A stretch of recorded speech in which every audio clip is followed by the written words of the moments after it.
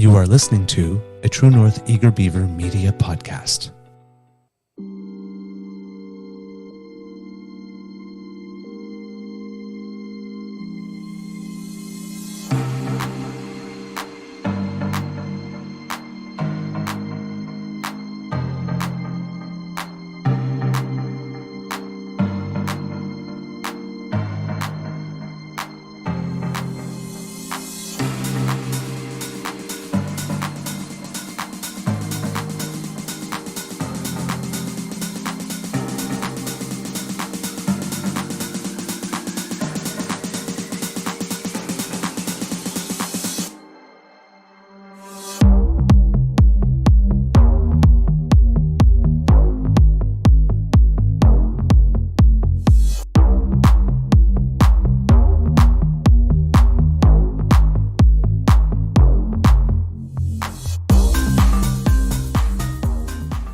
The True North Eager Beaver podcasts are proudly brought to you by our founding sponsors, the Miss V Mysteries from Corvid Moon Publishing, your source for science fiction, fantasy, and cozy mysteries featuring a broad diversity of characters.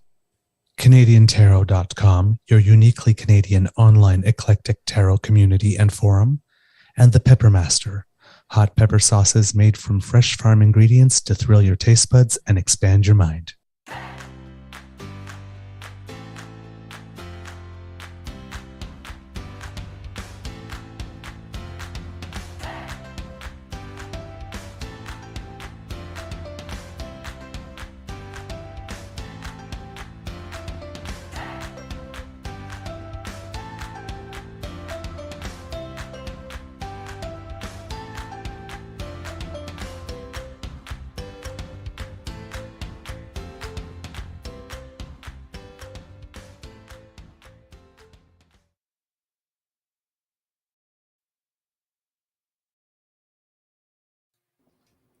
Well, good morning and hello, kids. Welcome to Season 3 and episode number 67 of the Daily Beaver here on the Crier Media Network. Today, recording day is Wednesday, March 1st, 2023. Yes, kitties, spring is on the way. Spring is on the way. And it will be a mild day here at the Beaver Lodge with some wet snow this afternoon. In fact, it's going to be a mild week here at the Beaver Lodge with temperatures at 0 or above as a high all week, except for like 1 week from now, and that can change. So, right? It's like that, what was it? It was that this hour's 22 minutes thing where we're going to tell you the weather in like 2 weeks. It's going to be +2. Plus two, always +2. I'm your host, the Eager Beaver pronoun. +2, but it never really is. Yes. Oops, something just happened to your volume. I'm your host, the Eager Beaver pronouns he, him, he, Mr. Beaver A. And with me, as always, is my dear friend, Mr. Grizzly, doing his guerrilla podcasting thing from within the closet, where he has gone deep undercover trying to find Skippy. Just saying. No luck so far. Yeah, we do the extra work though. Yeah, we'll check every closet. We haven't gotten access to Harper's broom closet yet, but we're working on it. We're working on it. Of course, a big thank you goes to our podcast founding sponsors, The Pepper Master, the Miss V Mysteries from Corvid Moon Publishing, and CanadianTarot.com. Today we have a Wednesday morning, I'm guessing potentially a bite, given that we sort of have more time with this kind of setup, but we'll see where we go. But before we start, Mr. Grizzly, good morning, and how's your mental health today? Well, good morning, Mr. Beaver. I'm not awake, so I don't know how I'm feeling. I had a moment last night where I was like, life sucks, everything is terrible, the world is horrible, I'm in complete despair. You know, one of those things, that old chestnut, and then, okay, I'm going to bed. I woke up this morning groggy as can be. I'm still groggy. I'm here at 7 a.m. as they requested. And there's no one here yet. So I'm alone in a closet with no coffee. Mm. I have peanuts, Oh, gee. water, Oh, no coffee. coffeeless Mr. Grizzly. Ooh, with not enough sleep and in a closet. It's going to be an interesting show. Danger pay. Kid Jillian. Danger. He's getting danger pay. Yes, yes.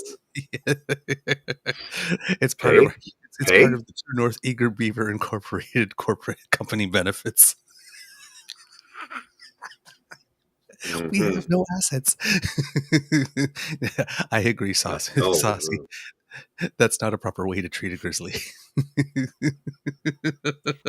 brought it, as you can tell, I brought another camera, but I should have brought maybe a light fixture because I'm rather dark in here. It didn't occur to me. But, oh, well, Well. it's guerrilla Actually, style. So, yeah, there we go. I just fixed my light there. And then another one, yes, from Kit Saucy again. Harper's Closet is probably very scary and full of skeletons. I guess that's why it's taken time. We have to dig them all up and look under them because, when men lose something, it's always under something else, right? Whenever I can't find anything, I imagine my mom. I hear my mom in my head go, "Men never lift anything up," and then I lift something up, and there it is. And sometimes the thing I lift up is myself, and turns out I'm sitting on it. So,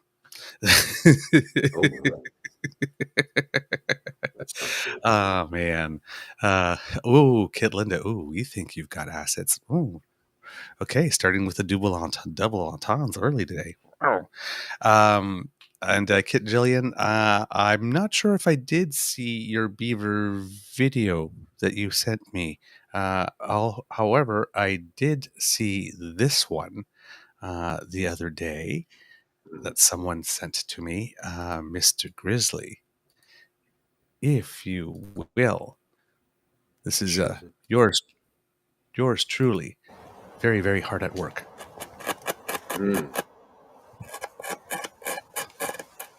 Having a good lunch. Yep. That was me leaving those. We were joking in the chat before you arrived about leaving a trail of wood chips to be able to find you. So that was me doing my duty. Well, my laptop, this is the same laptop we use for the podcast, and for some reason it was frozen solid this morning. So I had to shut down a bunch of things manually to get up and running. Guerrilla style, right? There's going to be glitches. Yeah. All right. So yeah, Kid Jillian says that is the one that she sent. Okay, good. And then says our video is much better. My wood video is much better than Skippy's. Well, this is true. This is true. No shit, oh, where's my loony when I need it? Oh man, we are bad today. Bad kids, and I totally approve. Come sit next to me. All right, Mr. Grizzly, do you have anything to start us off with today? No, unfortunately I don't, because I was so busy trying to get this thing to work this morning that I didn't have a chance to load in any assets, unfortunately. Although I did something we did talk about last week. I have two clips here. Remember how I was talking about how a bill of CBT, remember that a bill of CBT is like other benefits. You pay for the program up front and you can get reimbursed through your benefits or insurance plan under your paramedical coverage or through your healthcare spending account. I don't know what the hell that is. Anxiety is your body's response to danger. The danger can be real. You might only think it is real. Usually anxiety doesn't come from a real danger. Instead, it comes from worrying about what might happen. And I'm going to get anxiety because it's $400 for this treatment from Shoppers Drug Mart. How to reduce anxiety by learning cognitive behavioral therapy skills. Use CBT skills to change your responses to anxiety triggers. Develop strategies to track and reduce your anxiety response. Get started today. $400. Well, I have anxiety about that because that extra $400 is not in my budget. I don't have it. So. Yep. These are the way they're getting around it with the loophole, as we mentioned in a previous show, is that these are services that are not performed by healthcare professionals that are covered Correct. under the provincial health plans. So they're increasing the number of points of access to some type of health service, but they're all outside of what is listed as the coverage in the provincial plans. And unless the governments are having an inclination to recognize that the world has changed and that we need various service points supplied by various people because we just don't have enough bodies to provide the services. So we have to give people different authorities and permissions and power. That doesn't mean leave them uncovered. Because if we're talking about the principles of the Canada Health Act, this is the thing that a lot of people don't misunderstand about the Canada Health Act. A lot of people think that it forbids private. No, it doesn't. It doesn't at all. It doesn't at all. There's absolutely nothing in the Canada Health Act that forbids private delivery. It's that there are the 5 principles, the portability, universality, all that type of stuff that we keep on talking with regard to the Canada Health Act. Those are the principles that have to be maintained. And that's what Prime Minister Trudeau is saying when he talks about that. And that's why a lot of people were surprised that he considered Doug Ford's plans to be innovation, because so long as they are indeed fully covered by the provincial plan, it doesn't matter. There's nothing about the Canada Health Act that talks about that it has to be absolutely public delivery, that we have to have a public healthcare system. It just has to be covered in terms of access, portability, universality, and all that kind of stuff. So the plans as they are written are conform with the Canada Health Act. However, if they keep on expanding service provision to providers that are not covered by the provincial plans, at some point, somebody might take that to court and ask, is this respectful of the Canada Health Act? So, for example, when we were talking about the lens, where you can get your basic lens and then you get your upsell. Well, who says that nobody all decides that the basic lens is pretty much of such low quality that everybody going to need to buy the upgraded lens anyway, right? Yeah. What is that minimal standard that's acceptable for everyone? Then there needs to be regulation about those types of things. And that's where we're going to start to meet a lot of problems with this, because a lot of this is action for action's sake. Right, when we were seeing Doug Ford go to all those new places that they had built with all the shiny equipment, but nobody there to actually provide the service. Right, that's action for action's sake. Because you get the press release, look, we're doing something, we're spending unprecedented amounts like this, and you're saying, but it's not yielding any real result, because unless there's a body there to provide the service, you can have all the places to access the service you want, you're still not getting it. This is true. Right, so yeah, you have to be. This is it's a big no man's land at the moment, and the premiers basically have the advantage at the moment to create all these new things, and then only for us to find out, 1 or 2 years down the road that, oh no, it's not conforming to the Canada Health Act, and then we have to bring that through court and have all that process. So they're doing it is easier to ask for forgiveness than ask for permission at this moment. Yeah, beg for forgiveness instead of asking for permission. Right. Not to mention the fact that when you see on some of those websites that particular national drugstore brand, they have the ability you can talk to a doctor right away for $69. Talk to a doctor out of province. Yep. That is actually a loophole how they get around making you pay for what should be covered under universal care. And then they're like, if you want, you can pay $30 a month as a member to get all the coverage you want, see, and talk to a doctor at any time. You don't get to see them because they're out of province. Mm-hmm. It's how they work around it. Yep. So, there's going to be lots of. I'm going to have to jump in and out frequently today. I apologize in advance. I forgot to give that precursor. I'm going to have to jump in and out frequently because I am at the office, and I do have to help out with some stuff. So if you see me disappear, don't panic. I'll be back. Just letting everybody know. Mm-hmm. Your mic is particularly good in catching the people behind you speaking, or in the other room or outside. Yeah, I can adjust it, but then can you hear me now? It's really low right now. I can hear you. It's still good? Yep. Yeah. Can the kids hear me? Because I turned it. It's a digital. It goes from 10 to 9, and the difference is like from off to on almost. Okay, Kits, if you can on the chat, let us know how Mr. Grizzly's sounding volume-wise. That would be we'd be very appreciative. Thank you very much. We can hear Okay, I you well. sound good. All right, perfect, Okay, good. wonderful. Good to know. Yep. So yeah, this is there's going to be a lot of moving fast and breaking things Yes. on the part of the premiers, and I guess a lot of them are hoping that they can break them so good that they can't be put back together very quickly. So we'll see where this goes, but Hmm. it's Oh yeah, the thin edge of the wedge is in. That's definitely very clear. much so. Yeah. Yep. Uh, let's see what else. Oh, yes, people are telling you to grab some coffee, Mr. Grizzly. Um, uh, I believe they've just brought some, so I'll be back in just a moment. oh, okay. That sounds. And there he goes. Um, yeah. So that's, let's see, what else can we have? I had some extra health information here somewhere for you about the health deals so far. Alberta was the seventh and the latest to sign on. It will get an extra $24 billion over the next 10 years, including $3 billion for a bilateral agreement that is focused on shared priorities. I was actually quite surprised that Alberta fell in line so damn quickly.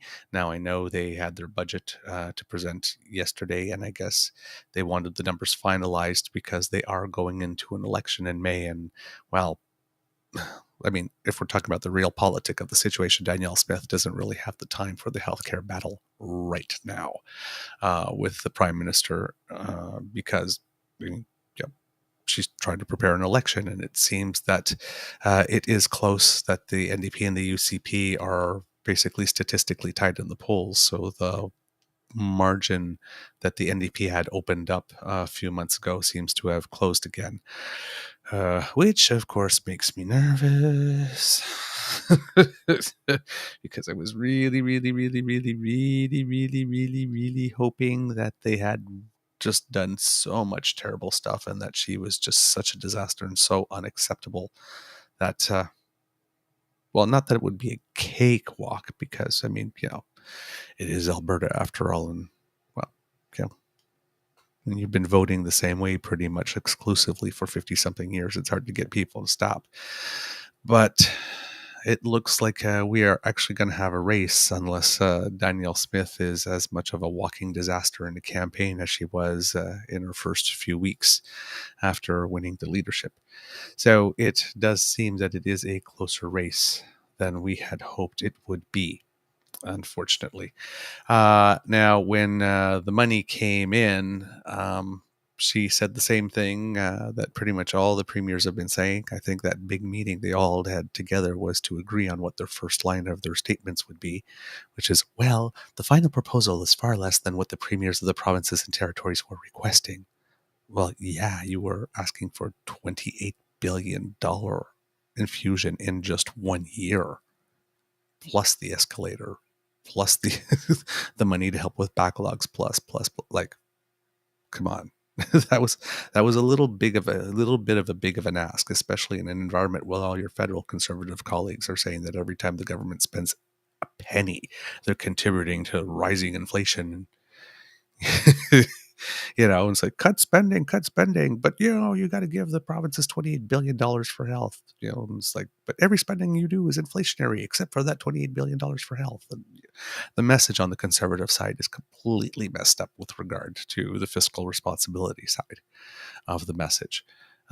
So, and federally, the conservatives are not advantaged on this issue by the fact that I think 6 or 7 of our provinces have conservative provincial governments, because if they need to raise a tax for something, or if they need uh, to put a cash infusion of spending, like those $500 checks that many provinces put out to give out to people, all of that was also inflationary spending, right?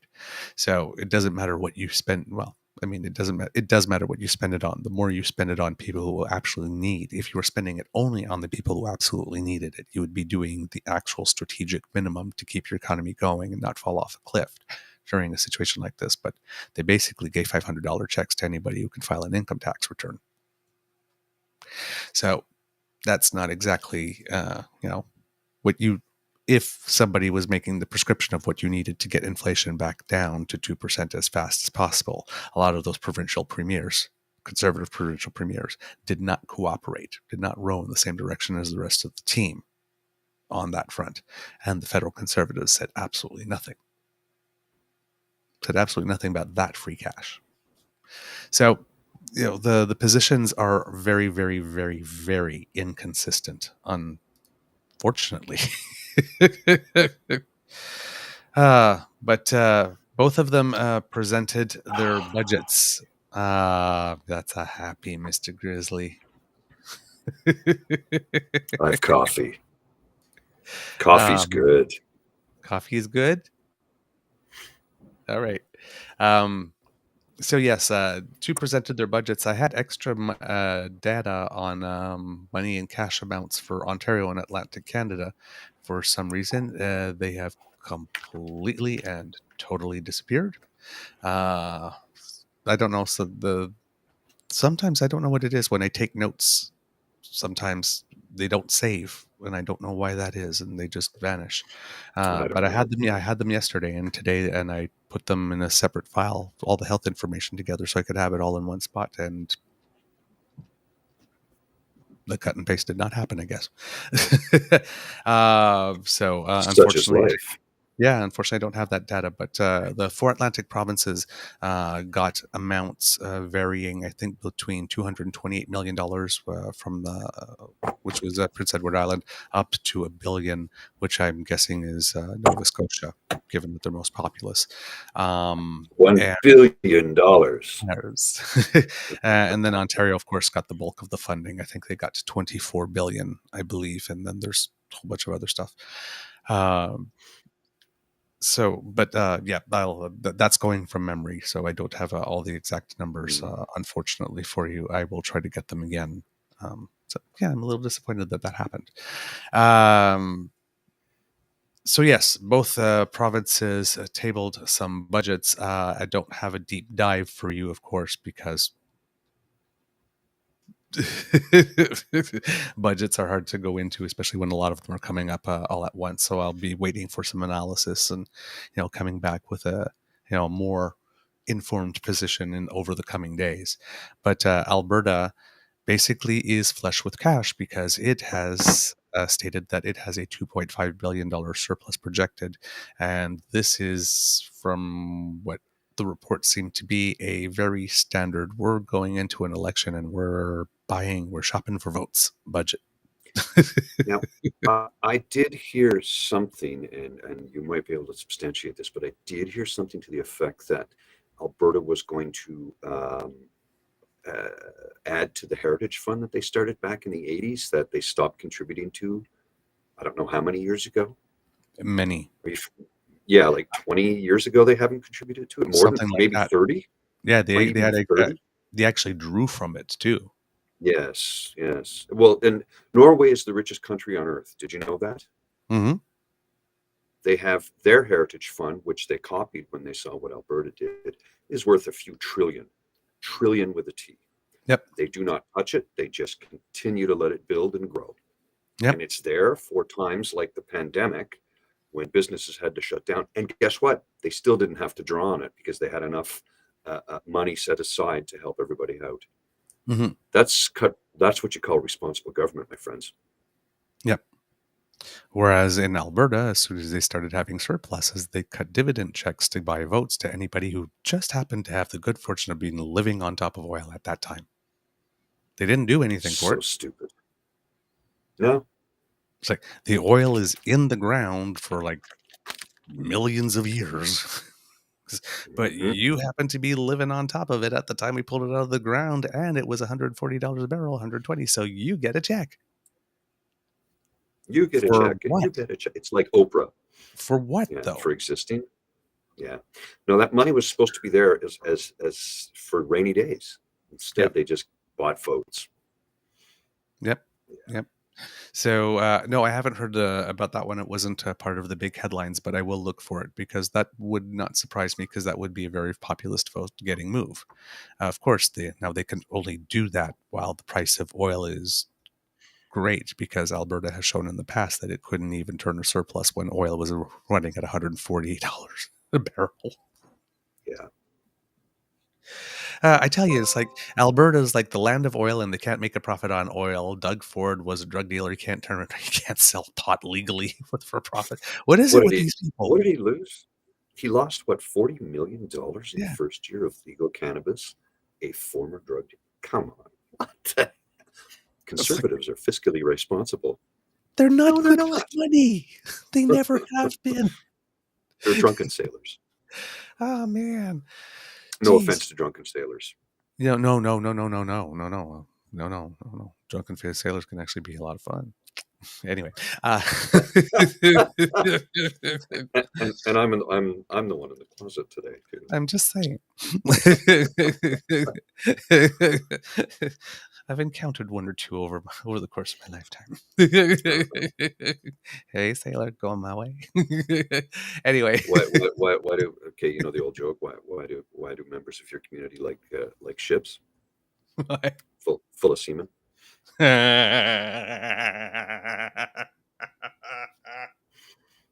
That's a good one, right? It's a good one. It's not offensive. Offensive?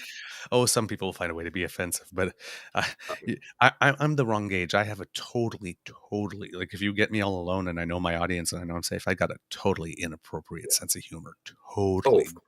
dark Yeah. and very very Time and adult. place.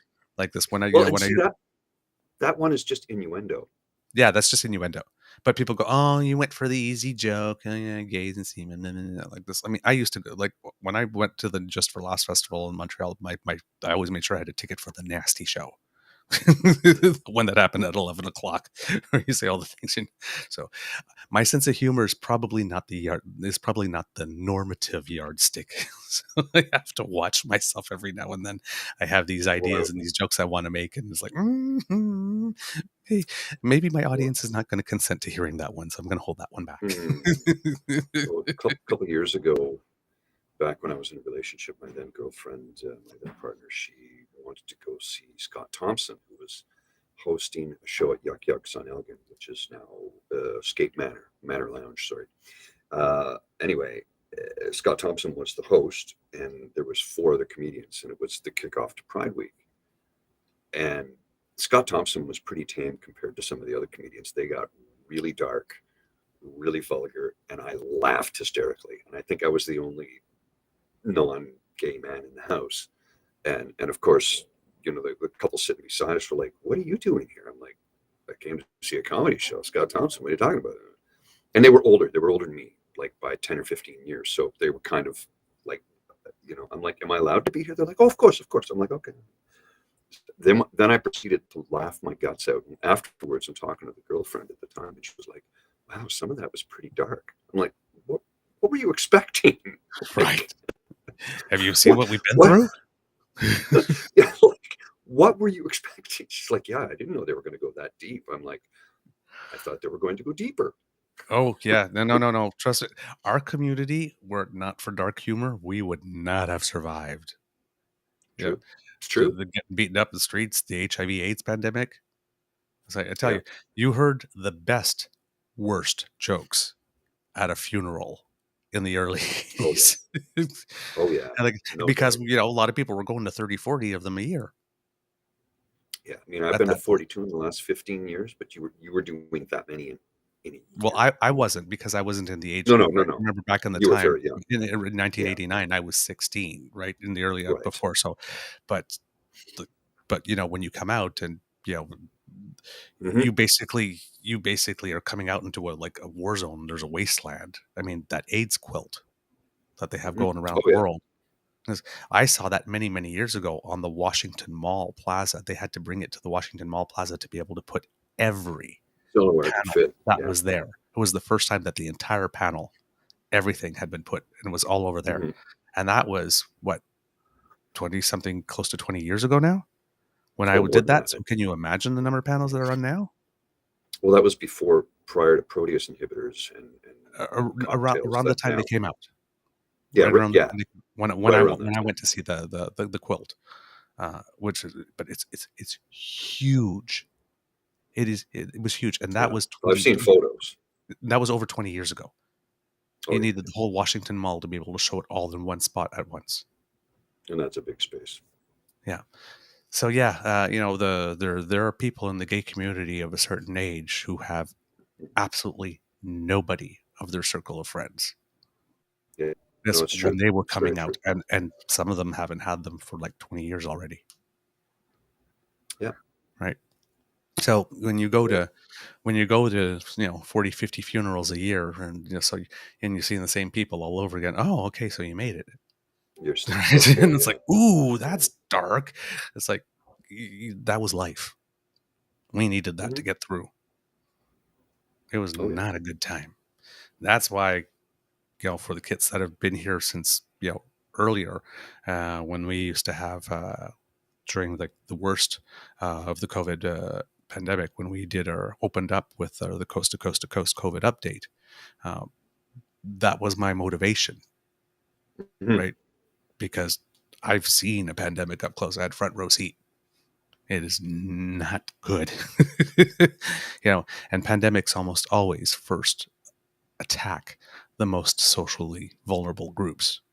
So, Of course. which was the case with HIV, right? Injection drug users, migrant workers, sex trade workers, uh, Black people, gays, wherever it was in the world. Like I said, the pandemic was different in different countries, right? In Russia, it was injection drug users and migrant workers that were the drivers of the pandemic. In Canada, in North America, it started, the gay community is where it landed first.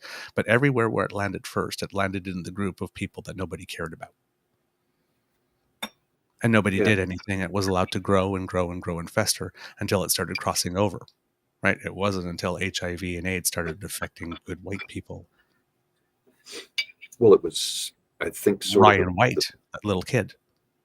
yeah, Right? through That's a when blood people started transfusion. to care. Right? When he was hemophiliac and he got a transplant, when he went to kindergarten, people, for first aid, people were throwing rocks at him. Hmm. That's when people finally. Well, didn't Paul Michael Glazer's wife also get something to do with transfusion, if memory serves? Paul Michael Glazer, Starsky and Hutch fame. He was Starsky. Possibly. Yeah, I don't I know. think his wife did, if memory serves. That's over 30 years ago. Yeah. But And of course, I think the breakthrough point when it was, I think, publicly discussed amongst politicians, correct me if I'm wrong, was Rock Hudson. Rock Hudson, that's exactly where I was going. Like this and that whole thing, that whole kiss with Linda Evans on Dynasty. So they found out, oh my God, is she HIV? It's a damn kiss. It's like the Eddie Murphy thing, right? Go home with that hate shit on your lips. No, that's not how it works. Yeah. And that was another thing that a lot of people got really offended because of that. And it's like, I'm sitting there, it's like, are you listening to that thing? Because he's basically telling you how people are being so stupid. Yes. With regard to it, right? I think a lot of people missed it. I think a lot of people missed it. So, but I'm sitting there and going, no, that's not insulting actually at all. And I actually have friends that have been in that situation where somebody said something really, really ignorant. Mm-hmm. So, well, Rock Hudson was handsome, and also, Rock Hudson Doris Day, right?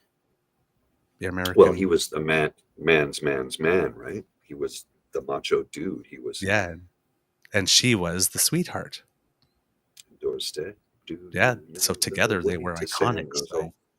So one, that he was gay, number one, rocked a lot of worlds back then, and then HIV positive on top of that. Yeah. Back then it was a big day. It was a big thing. It was thunderous news. It was, and I remember it like it was yesterday. And of course, those of you who remember watching Austin Powers in theater when he, because it was 1997 when the first film came out, and he's catching up on friends of mine who've died, and he goes down the list and he goes, I can't believe Liberace was gay. Women loved him.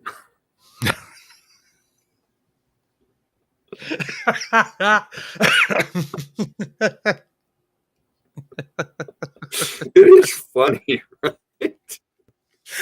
The realization, like been gone for 30 years, come back and like, oh my goodness, I had no idea. We had that in French in Quebec too. We had a guy I think named Michel Louvain. I don't know if he ever actually did fully come out, but everybody always suspected for the longest time, and he was one of those like people that were really famous like in the 50s and 60s and like this. So when you got later on, you have all these little old ladies, and he's 60 and 70 still singing songs, and they're all like, "Oh, Michel." It's like, yeah. It Not didn't quite where he matter. was going. It didn't matter. They just loved their Michel. They just wanted to hear him sing. Did Johnny Mathis come out a couple of years ago after? I don't I know. don't know Did if he he ever. Yeah, he did. I'm pretty sure he did. I officially? don't think he ever denied it, but I think he always avoided the question. And I think he finally came out a couple of years ago. You got to remember, he's of a generation where, you Oh know, yeah. same with George Takei from Sulu from Star Trek, the original series. You kept that hidden from everybody for fear of career reprisal in ways that we couldn't understand. I mean, that's all gone now today. Thank goodness, people can live their lives as authentically as possible. I Hmm. hate that statement, but it makes sense. You know what I mean? I'm Hmm. living my truth. I'm standing in. I hate those things. They sound too hippy dippy trippy. Let's burn some incense and come on, everybody, shine. And that's not who I am. But when it fits, and it does. So there you go. Hmm. Yeah. Apparently, according to what I'm reading here, in 1982, Johnny Mathis inadvertently revealed his homosexuality during what he thought was an off-the-record interview. Oh, right. Yes. And then, yes, I remember reading about that, but then he sort of kept it hidden again for decades after, and then finally fully And then he admitted confirmed he to was it. gay in 2017. There you go. See, Yeah. I I come remember from reading San that. Francisco. It's not unusual to be gay in San Francisco.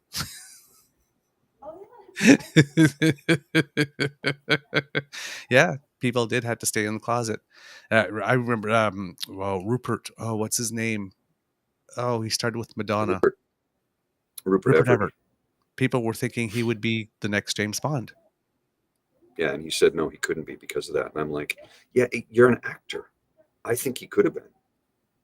I think he could I have don't been. know if he He's was good ever looking actually enough. He's offered it, or if it was just no, people he who turned it wanted him to down. be the next. Oh, he was offered. Yeah, no, Oh, no. He wasn't offered it per se. The it was oh, floating about that the offer was on the table, and he's like, no one would ever accept an out gay man as Bond. And I was kind of like, yeah, I don't. I think a lot of people wouldn't, but myself, I'm like, you're an actor. Act straight. I think he can do that. I'm pretty sure most gay men have acted straight at some point in their lives. I think he's probably got more experience with that than a lot of people do. So I think he could do it. yeah. I'm just thinking that he thought that nobody would buy it. And that was his thing. He He was said ahead of his he time. didn't. Yes, he didn't think anybody would buy it, and I think he would have been a great James Bond personally. Daniel Mhm. Craig did set a new bar. I was Yeah. rewatching Tomorrow Never Dies the other night because, well, Michelle Yao, Hmm. Of course. Pearson Michelle, and I watched it and I'm like, there was elements of the story that were oddly translated well to today, and other elements where it's like, oh boy, that's. I remember watching the theater and I go, this is the best Bond ever, and now I look back and go, well, there's a cheesy element to it today. Whereas none of the Daniel Craig films ever had a cheesy element whatsoever. They Mhm. were all, and they were inspired by the Bourne series of films where it had to be visceral, violent, prominent, in your face, no cheekiness there. There were, Mhm. cheeky elements like where he walks off a crane that he just used to destroy half a train to get onto the next car. He jumps off and immediately fixes his cufflinks, right? Which Right. that was about as cheeky as it ever got. There we go. Yeah, exactly. um, so yeah, just to finish up some stuff about some of the budgets, Alberta's I budget. got to jump. Okay, even though they are declaring a $2.5 billion surplus, it is only a quarter of the previous year's surplus because the price of oil has dropped in the meantime. Now, of course, the Minister of Finance, when he was presenting this, was blowing some sunshine up the collective butts of all Albertans, basically trying to frame the surplus, the entirety of it, as being due solely and uniquely to their hard work and resilience, and not because the price of oil happens to be up because some dickhead across the pond decided to start a war. I'm not saying that Albertans are not hard workers. Of course they're hard workers. I mean, Canadians are hard workers, period. I mean, have you seen this country? It takes a lot to keep it going, especially considering the size and the distance and the extreme weather and everything. Canadians work hard. That's not up for debate. But, you know, oil goes up, oil goes down. When you suddenly have like a huge surplus coming in, one, because of pent up demand and economic activity, and because the price of a resource happens to be up at the moment. You know, it's like hard work counts for some of it, but it certainly doesn't count for all of it. You know, there's a little luck here involved. You know, you happen to have been sitting on oil while it was up.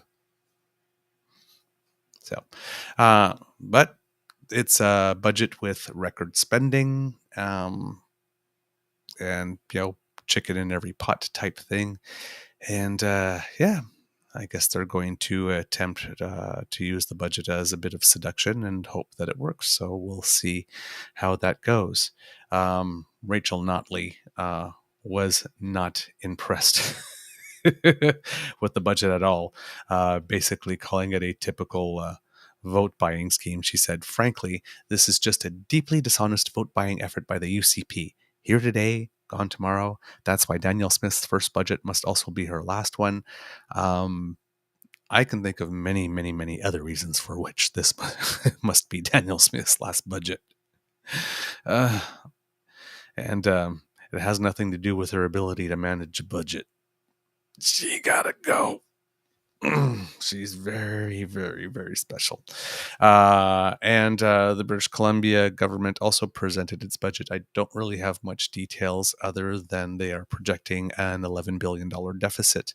I don't know if that's better or not as good as the year before. So like I said, I'll need a bit of time to get a little more of a deeper dive and find out some stuff for you and bring you more as it comes out. However, I'm assuming that a lot of provinces are going to be coming out with their budgets and territories in the next little while, and there might just be a we do have 13 of them and then a federal one, so that might just be a too much work for one beaver. But I will do my best. And let's see. Let's move on from, and there was a little bit of economic news that we had no growth in the fourth quarter. There was actually a bit of contraction for the month of December, which was the first contraction we've had since the Omicron wave hit. Because the job numbers have been so good, some economists are predicting that we might get a little bit of an uptick in January for January numbers when they come out. We'll see about that. But so far, technically, we are still officially not in a recession, which is kind of interesting, to be totally honest, because I suspected at some point we would take a dip. Now, right now, they're saying that if we do, it will probably just be shallow and will be quick. But Kits, from my experience, that's what they said about inflation, that it would not be long running and wouldn't go very high. And then when we had the economic crash in 2008, they said we would rebound by a certain time, and it took another like year or two after that to fully do that. So I'm starting to think, after close to 50 years on the planet, that oh yes, there's a coming recession, but it will be shallow and will be quick, is standard operating procedure that people say in every instance so that people don't start to panic and hoard and do stuff like that. That can also help drive up the cost and price of stuff. because it's the only time in my lifetime that I remember it being true is when Prime Minister Harper gave us a second recession right out of 2008 by having cutting basically promised funding and then telling all the departments after he had gotten all the PR benefit, like, if you don't have to spend that, like, don't. And then, oh, look, we've got a great surplus. Problem is that created a huge deficit in all those programs because they were expecting that money. So when Prime Minister Trudeau came into office, when he was saying, we're going to be running deficits, that's one of the reasons for which we were running deficits, because even though Stephen Harper very duplicitously and for the sake of doing what I call window dressing politics, sold the GM shares that we had accumulated as a nation by helping them with the bailout during the 2008 crash. And he sold them at a loss in order to be able to get a couple of $1 billion that he was missing to say that he had a balanced budget. So when the Conservatives keep on saying we left the Liberals with a balanced budget, no, they really didn't. They left us with a structural deficit, which they masked by selling a national asset at fire sale prices for a one-time quick infusion of cash to bring the budget to balance. That one time. That's how they did it. Yeah, that bailout was BS, definitely.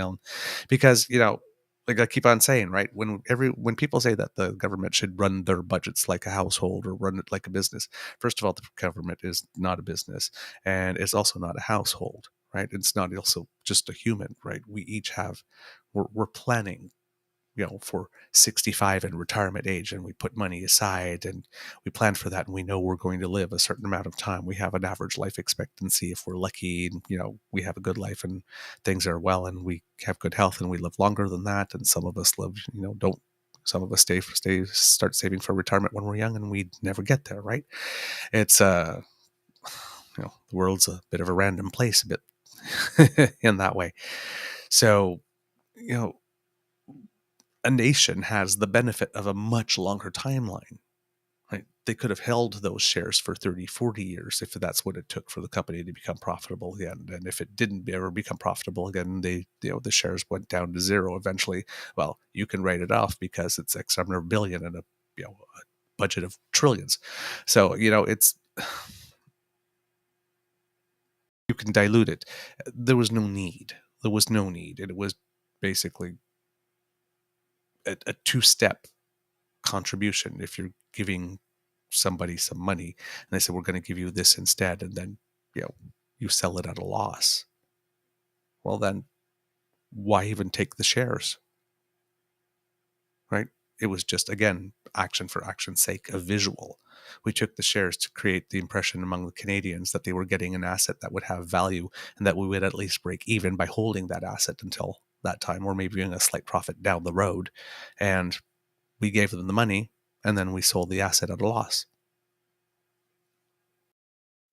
That was the conservative way, but they say they're good with money. Just saying, man. It's a sketchy process. It's a sketchy process. So yeah. So enough about money for now. Enough about money. Let's talk about a couple of other things here. Yesterday, of course, was the last day of Black History Month. Did not mention that, even though we did talk a little bit about Black History Month in passing, but just wanted to mention it. And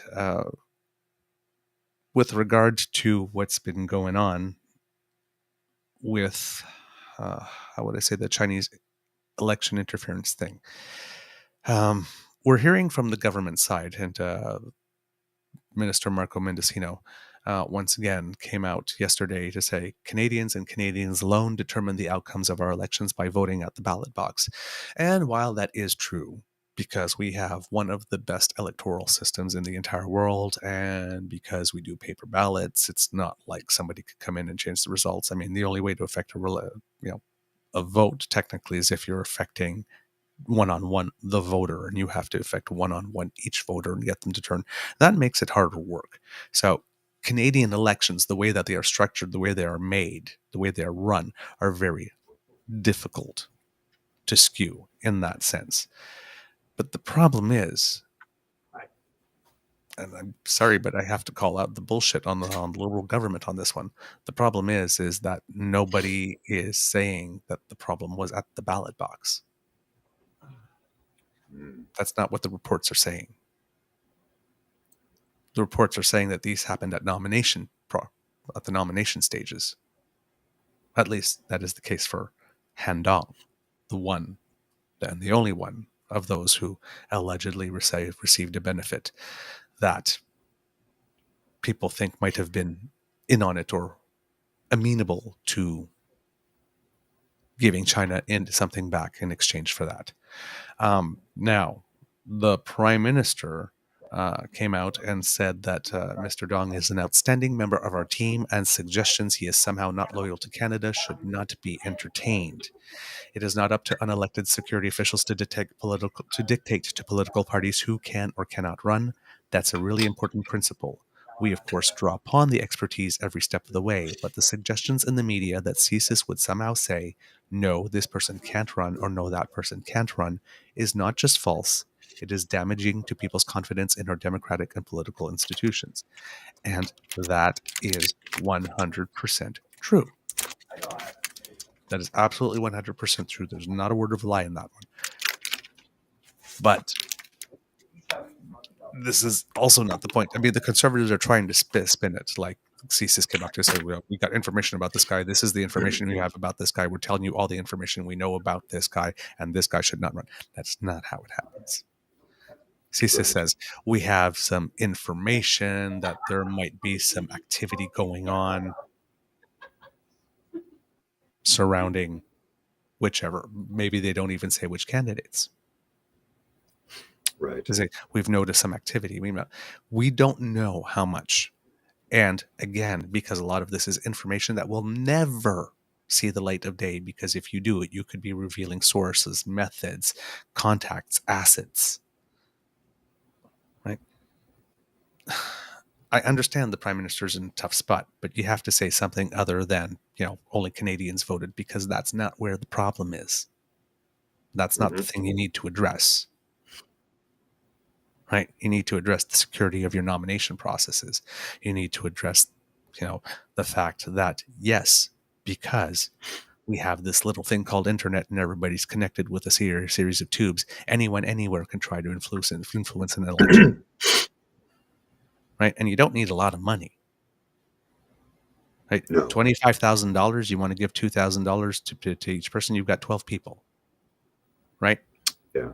So, I mean, this is not it's not an enterprise that requires like millions and millions of dollars and and people with advanced degrees, and like this can very easily be something that nobody in the country would know about except the few people that the Communist Party of China selected here to act as point people to sort of reach out.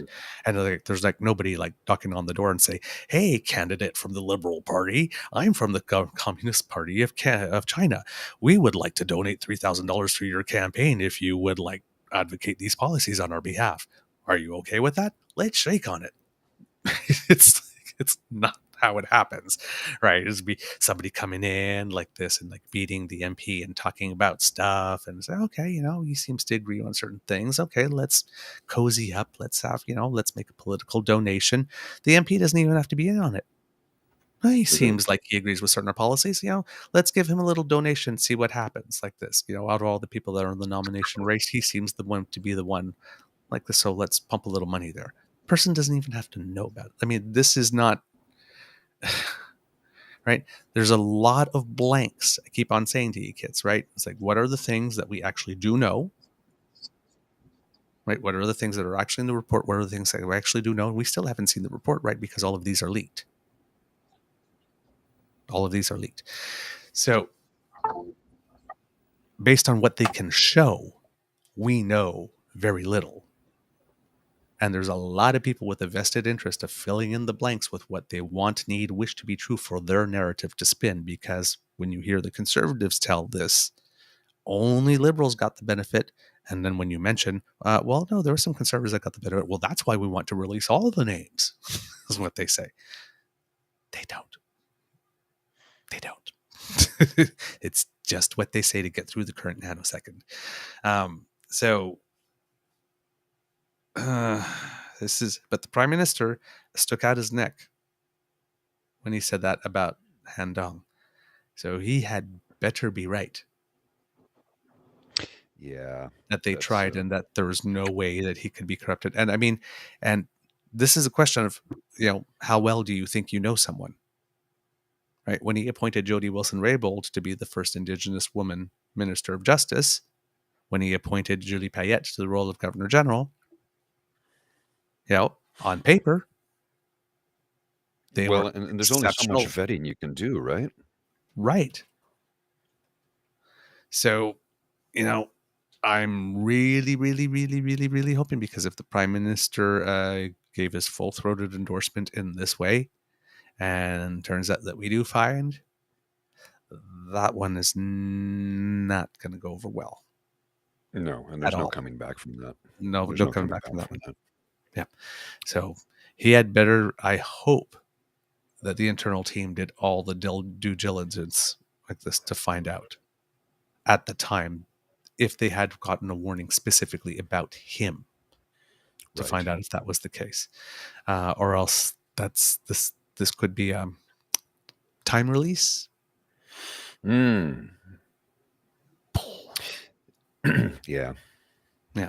It's weird timing, don't you think? Well, yes, it is weird timing. And you know what? I am glad that you actually mentioned that. Because, well, let's put it this way. This news came out at a specific time. The news is coming out through leaks. We do not know who. No. We do know that by virtue of the fact that we have the NSICOP committee, right? That committee of all parliamentarians from all parties that get briefed on this national intelligence and national security stuff. We're not allowed to say anything, but do get the information. We do know that there are conservatives on that committee. So we do know that the Conservative Party of Canada does have the information in their possession, and therefore it can be a source of the leak. And Mr. Grizzly, if you would, do you know who the Conservative candidate in the riding of Don Valley North, that is now, the seat of which is now occupied by Mr. Han Dong? Do you happen to know who was his Conservative opponent in that race? Yeah, she was the If you would put up cheerleader of the convoy. Oh, yes, it's gone. You'll have to bring it up again. She was the head cheerleader of the convoy. She's on video tooting a horn. Yes. This lady, Sarah Fisher, who recently became, very conveniently, the Director of Communications of the Conservative Party of Canada. What are the odds that the Director of Communications, who lost the election, and like by a good amount, I think he got something like 10,000 votes, she got 6,000 something, so wasn't close. Yeah, and I doubt very much that the government of China happened to find 4,000 something Canadian electors willing to do its bidding in one riding to turn it over, right? So, as we mentioned, when those people on the 2019 panel that was reviewing stuff, right? Yes, there's election interference that happens. I mean, we should be insulted if it didn't. We are a G7. There are attempts at it, but nothing happened at a national or at a riding level, and the committee had the authority to act both at the national and at the riding level if there was going to be something. So there is nothing.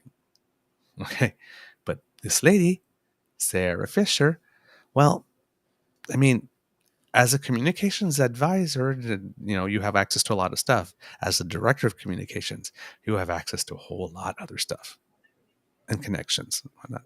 So Sarah and Conservative Party of Canada, I am not saying that you are the source of the leak and that you did that. because I have no information on which to base that.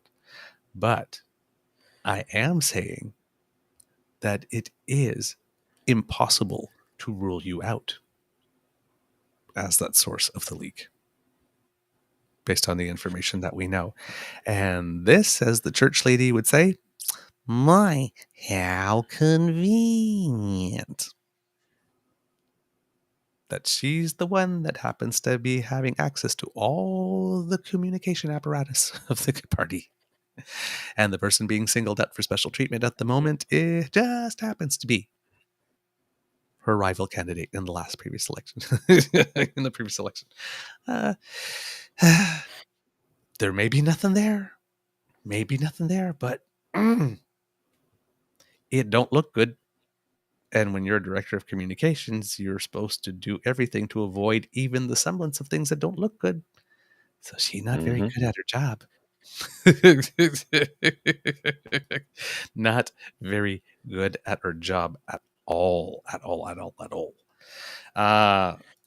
So yeah, I would keep your eyes peeled just in case see how hard they try to push this thing. Because if they decide right now, everybody's looking for channel changers, even the federal government, like the announcement that they're removing TikTok from government equipment. And the Quebec government announced after that they're doing it provincially as well. That too is an action for action's sake, right? Chinese interference. Okay, we need to be something doing. Do you seem to be doing something to get tough on China? Okay, we're banning TikTok from government applications. Probably a good idea to begin with.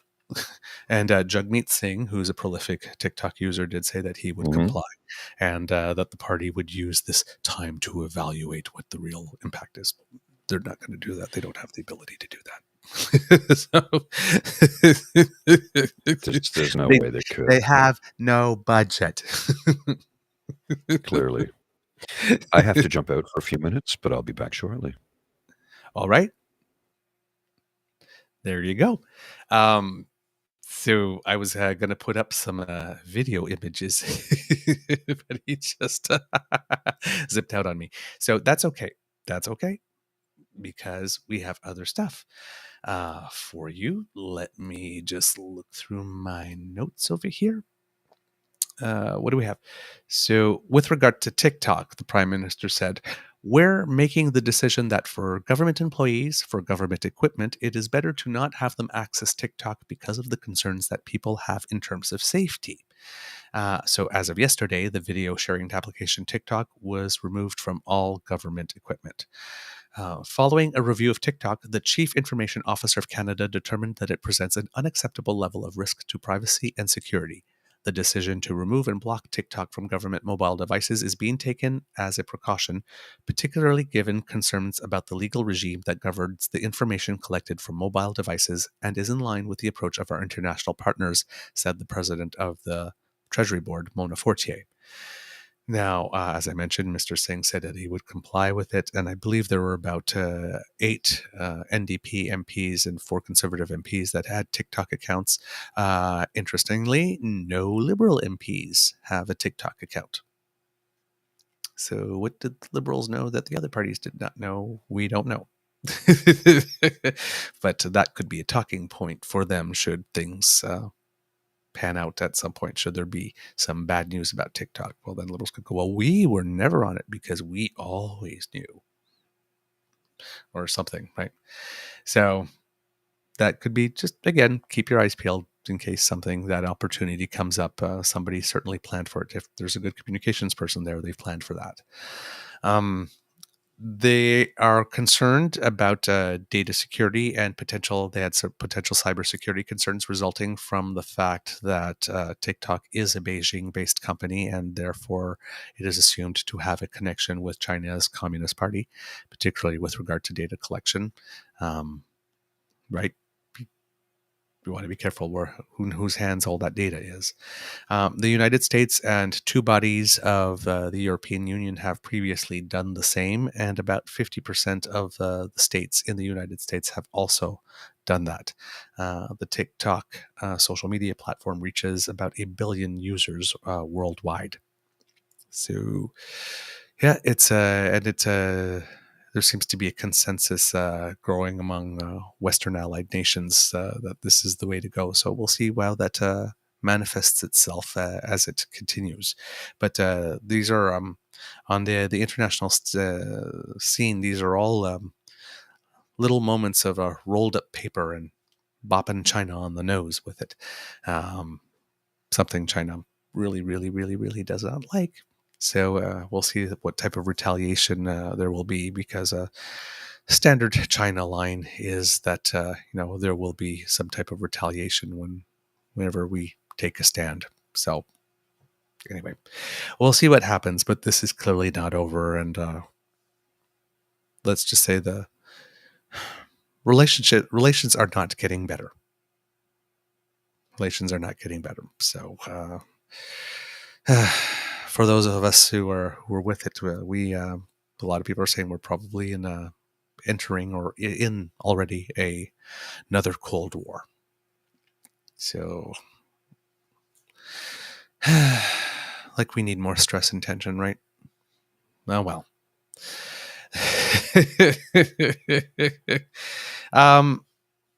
Interesting thing happened in the United States. If you are paying attention, Dominion Voting Services has launched a couple of defamation suits, particularly against the U.S. right-wing news networks like OAN and Fox News, and there's another one that Newsmax. During the previous election, one of the interesting things that happened on the media scene in the United States is that there started to be competition on the right for 24-hour news. For the people who thought that Fox News wasn't extreme enough for them.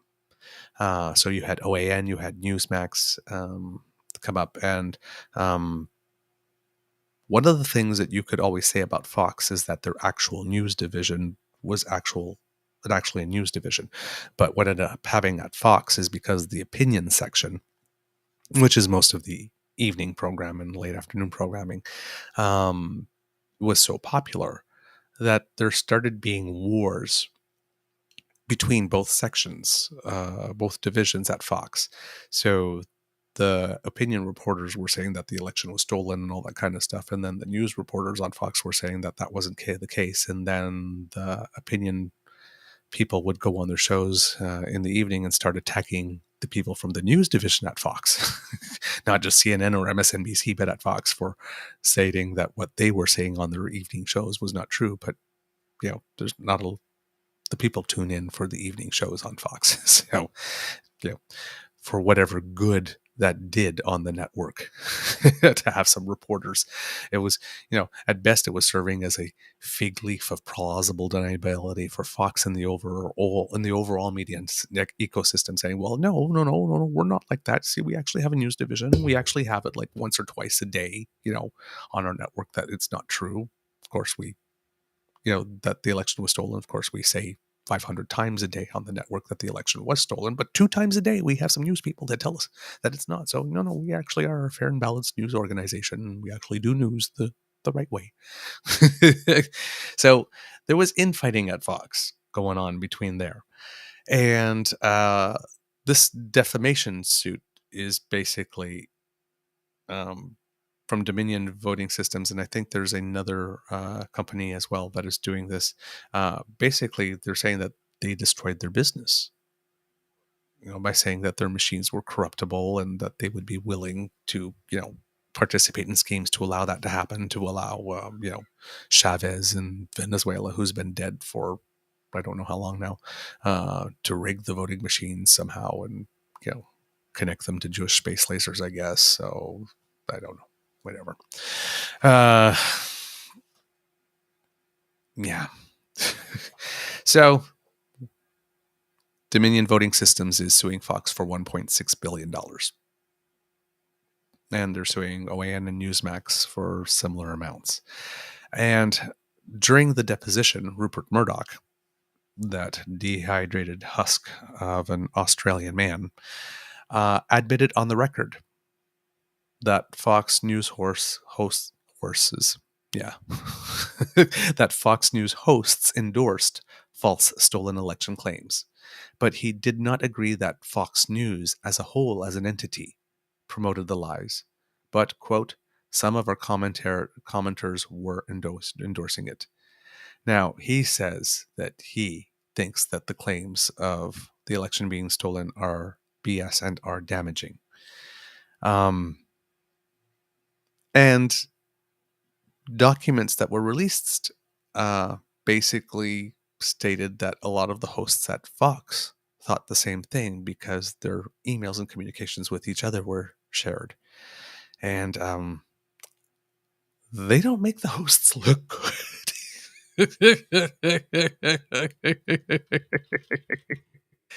Now, if you are someone in the United States who have lost some of their family members to this type of thing, and you bring this information, you show them, like, on the news, they said that, Donald Trump was there like this, but here there's like Sean Hannity talking to his colleagues saying like, nah, he doesn't believe this, and this is a bad thing that they're doing. For some people, that might create the instant cognitive dissonance. Well, how do you explain this? That might jolt them. But some of them are so far gone that even that won't, seeing their actual words and how they communicate with each other on their free time when the cameras are not on and what they're saying to each other might not be enough. But there are cracks in the mirror for people who are looking at it. And eventually, if this gets, some people will be able to be brought back. Not everyone. Some people will just move on to the next thing because they're just looking for a reason to believe or to follow. But there's pretty much no doubt, based on the documents that were submitted in evidence detailing the communications that people at the Fox News network had between them, that they didn't believe it, and that they were putting this information that they did not believe to be true on air, and quite possibly doing it for the money, because there were discussions among them about losing viewer share to OAN and to Newsmax, in part because the orange shit stain was all over the media, saying that Fox News had basically abandoned them because they had called Arizona first, and they did not call it for Trump. It was the news division did that, and their political bureau desk, which is one of the better ones in all of the United States and all the media. They invest a lot of money into their election bureau desk and making sure that they get it right. Now, what they tell us is one thing, but they make sure that they get it right for their own things. So their division is actually really, really good, which is actually counterintuitive, you would think, for Fox, but it actually is legitimately very good. So when they called Arizona first, while everybody was losing their minds and saying it can't be true, I was sitting here at home and saying, yeah, it's true. And if Fox went out and said it first and went out and put its its neck on the line for it, I doubt very much that that's going to be turned over because of just how good their decision desk is. So, but that did not make Orange Shit Stain happy. And he drove a lot of viewership to those other two networks. And it's not like, it's not like 50 million people left Fox and like their share, but you lose 1 or 2 points because these are fledgling networks that had nothing. They just popped up, and then all of a sudden, whoa, okay. Suddenly you were getting like 500,000 viewers, and suddenly now you're getting 2 million, 3 million all of a sudden, just over a quick, short period of time. It's because, like the people that have the line going from the Fox TV screen right into their vein, they weren't getting their high. Well, one of the things I've always found weirdly, I don't know if the term ironic fits here or not, but one of the things I always found weird about OAN and Newsmax was the amount of people were going, Oh, yeah, I've and Fox, they're not telling the truth, and CNN and mainstream lies, blah, blah, blah. You need OAN or Newsmax. They tell the real stories. No, they tell stories that fit your narrative that you agree with. It's a gigantic bias confirmation echo chamber. Nothing That's more. That's it. That's all it is. I don't like what the news is telling me. It does not confirm with what I want, wish, or need to be true. So let me find a network that will tell me. You're not choosing to be informed. You're going for your next hit. You need your hit of political fentanyl right there. That's all it is. That's all it is. And like with all pushers, the first taste is free.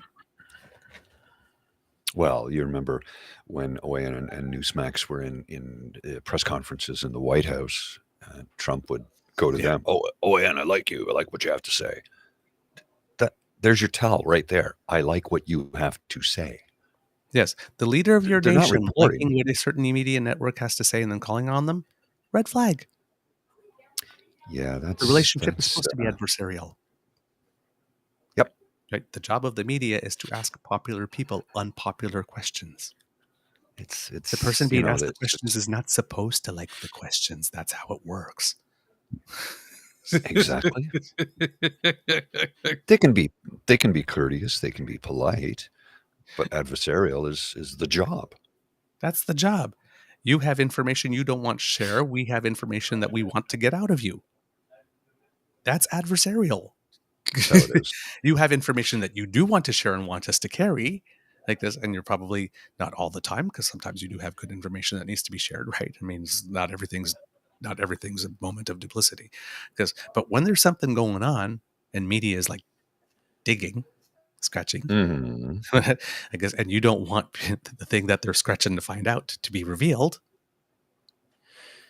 that's an adversarial relationship. When you want to talk about something else, so you don't talk about the thing that's being scratched at.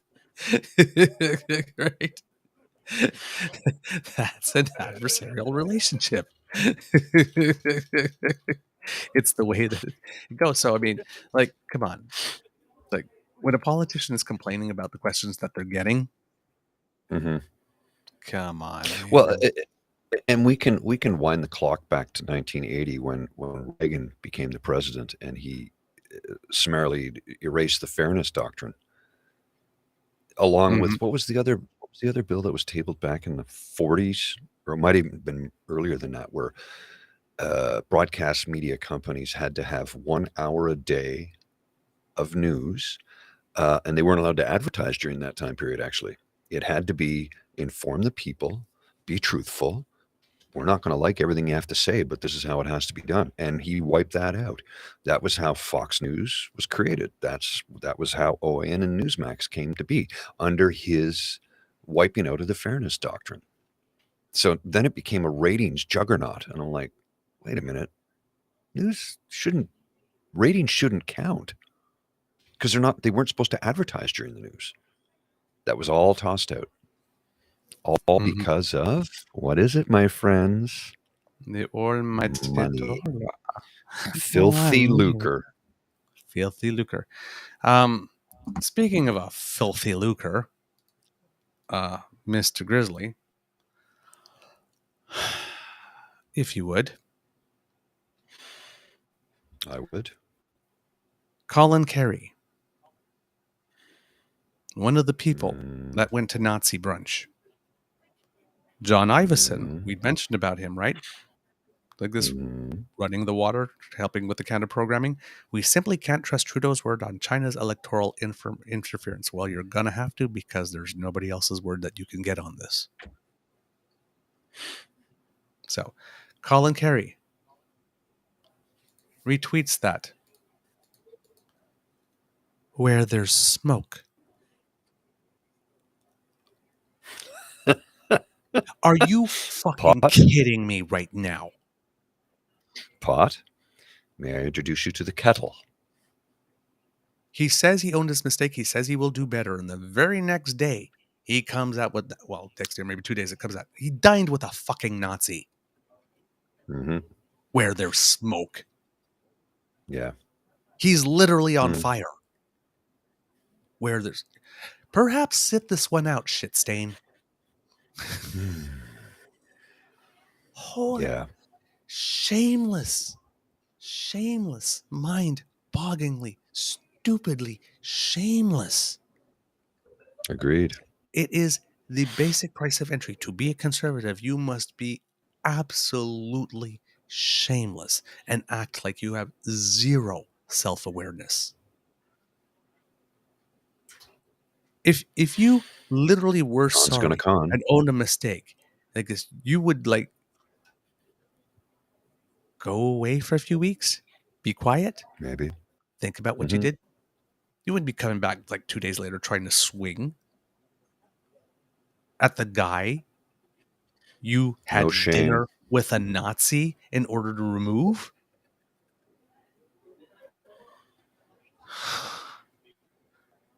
What the? Okay, I understand that the media cycle moves fast, but it don't move that fast, honey. We still remember who Mm. you are, motherfucker. We haven't forgotten you. What the? I, the things these people do. Seriously, Mhm. pushes my button, kids. It pushes my button, making me slap my tail against the water. I am not a happy beaver when I see people pulling stupid crap like that. That is just, oh. how do you sleep at night? How do you look in the mirror? How do you how can you be so the only way I can imagine someone doing this is because they've managed somehow to convince themselves that they are so right, that they are the only one that hold truth, they're the only one who see the truth, and everyone else is wrong, and they're on this righteous, and that they've that's the only, because this just this you're putting all the when you put all the elements together, this is something that should not be able to walk and breathe and talk at the same time. The pieces don't fit together, but they're trying to make them fit, and it's just Mhm. wow. Yeah. It's it's like to observe them in their natural environment doing like if this was like a wild nature show, like, and there you see a conservative in their natural environment. Watch them put the knife in the back of the person that just fed them. Ooh, the mating dance.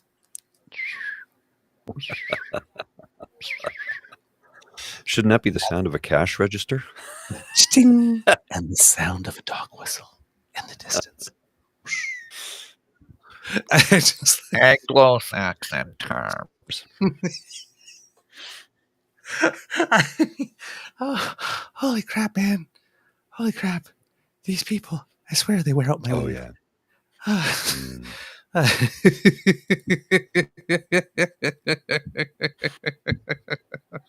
Christ, man. They really do think we're still. That's why the thing with the prime minister the other day says conservatives have to stop taking Canadians for fools. And I don't know if like I was on screen, but like I was like, yeah. Yeah. While that was going on, because I mean, it's just how do It's you bizarre. keep on insulting people's I mean, they are literally looking you straight in the face. Yeah, we think you're that dumb. You know how dumb Mhm. we are? Like this? Mhm. We think that you're so dumb that I'm just going to put out a tweet after I dined with the Nazi about Trudeau saying where there's smoke. Like this, and I'm going to expect you to buy that and be outraged. Yeah, it's ridiculous. Not outraged by my shamelessness. Not outraged by the fact that I'm a 24/7, party person that's feeding the 24/7 365 rage hate machine that my party. No, that's I Stokes want the you to be fire. offended. That's not the stuff I want to stick in your craw. I want you to think where there's smoke, there's fire, because Again, you dined with a Nazi. Yeah. There's no card in Yeah, the that's- deck. There's no card in the deck that trumps that. You dined with a Nazi. That's all there is to it. You opened with the highest trump card. There's nothing in the deck that beats it. It's-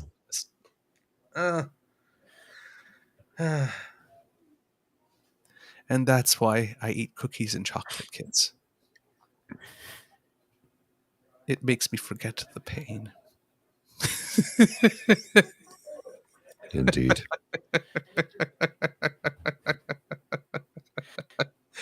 Oh, man. So in this whole election thing, the report from the 2021 panel finally came out. Because yesterday we were talking about the report of the 2019 panel, and we do have to wrap up soon. So just the thing that's going on right now is that this report was written by a guy named Morris Rosenberg. And before it even came out, the conservatives were trying to dismiss it because Morris Rosenberg once, for a period of 4 years between 2014 and 2018, served as the chief executive officer of the Trudeau Foundation, the Pierre Elliott Trudeau Foundation. Correct. So he served for 4 years like this, so therefore he is tainted. Everything else about him as a human being, about his career, about who he is, about his values, whatnot, doesn't matter. He served 4 years, therefore he is in the pocket. That's it. Boom. And this foundation apparently was working. They found out in the CSIS thing that China was working in 2014 looking to give about $1 million donation to the Trudeau Foundation. Okay. Number one. Prime Minister Pierre Elliott Trudeau, for anybody who knows history, was one of the first Western leaders to recognize China around 1970. So the government of China, long memory, respecting your elders, tradition, all kind of stuff, does have an affection for Pierre Elliott Trudeau at the time. It is completely unsurprising to me that if the son of the first Prime Minister of Canada, one of the first Western leaders to have ever recognized China, suddenly becomes the leader of a political party and therefore an option to become Prime Minister, that suddenly there would be renewed interest in the foundation.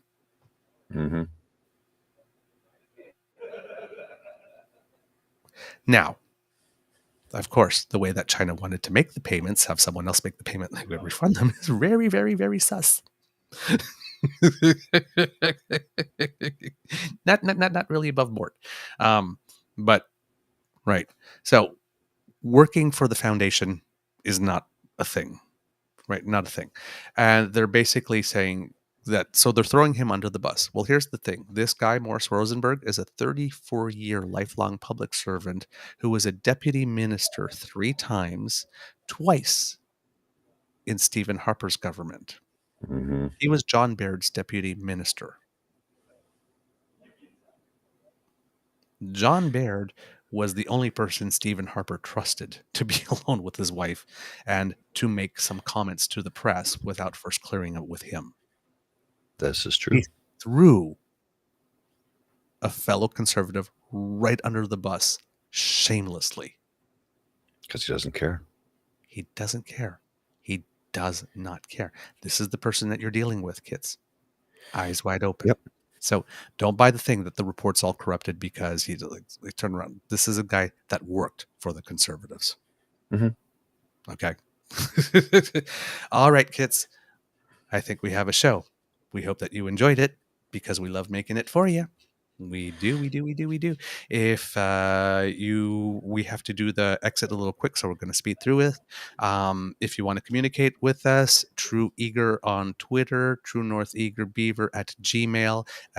You can leave comment on our YouTube channel, or you can go to our Facebook at True North Eager Beaver on Facebook. If you want to leave us a tip where Mr. Grizzly's pointing, that brings us to our coffee page, ko-fi.com/eagerbeaver, all all in one word. Or if you want to get us some merch, down there, the QR code, that's just how that little shiny thing going there. You go to our Crier Media store. I believe that is crier.co/crier-media-shop, and you can get yourself some merch over there. Please smash all the buttons, subscribe, like, tell your friends, share, retweet, all that kind of stuff. Until next time, dear kids, it can be a tough world out there, so be kind to and gentle with yourself and give us our wisdom, Mr. Grizzly.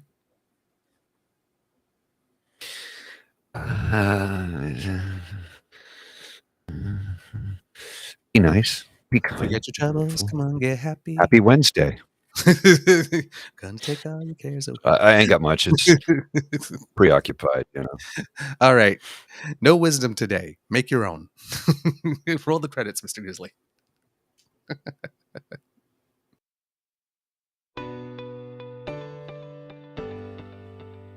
You are listening to a True North Eager Beaver Media Podcast. The True North Eager Beaver podcasts are proudly brought to you by our founding sponsors, the Miss V Mysteries from Corvid Moon Publishing, your source for science fiction, fantasy, and cozy mysteries featuring a broad diversity of characters. CanadianTarot.com, your uniquely Canadian online eclectic tarot community and forum. And the Peppermaster, hot pepper sauces made from fresh farm ingredients to thrill your taste buds and expand your mind.